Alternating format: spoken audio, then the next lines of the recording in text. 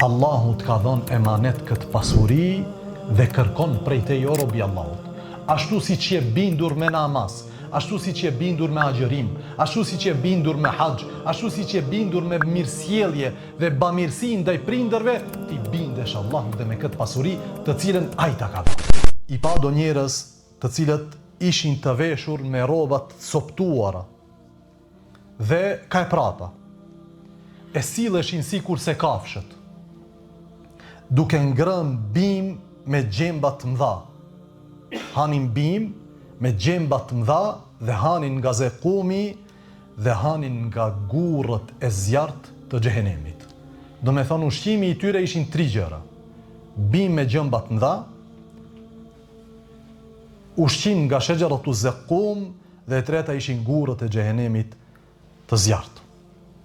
E pejgamberi Allahu sallallahu alaihi wasallam u trishtua nga kjo pamje dhe po i thot Xhibrilit alayhis salam, kush janë këto o Xhibril?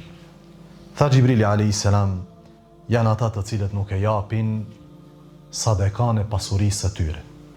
Zeqati. Janë ata të cilët nuk e japin zeqati. I gjithë ki dënim për pasurinë e vet, apo? Jo, i gjithë ky dënim për keqpërdorim të pasurisë së tjetër kujt. Sepse 2.5% pasurinë e tij nuk është e tija, është e dikujt tjetër. Dhe dënimi nuk është për përdorimin e pasurisë vet, është për shpërdorimin e pasurisë së dikujt tjetër. Se kjo më nuk është e tija.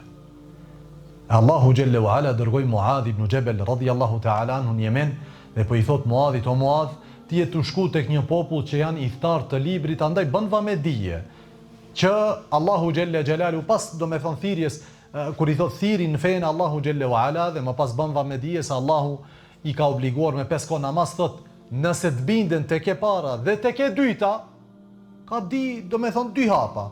I pari është la ilaha illallah Muhammedur Rasulullah, hapi i dytë është namazi. Çfarë pastaj? Ta bën me dije që Allahu ka obliguar zeqat për të pasurit e tyre dhe që do t'u kthehet të varfërve të tyre. S'është me ati. Allahu të ka dhënë emanet këtë pasuri dhe kërkon prej te jo robi Allahut.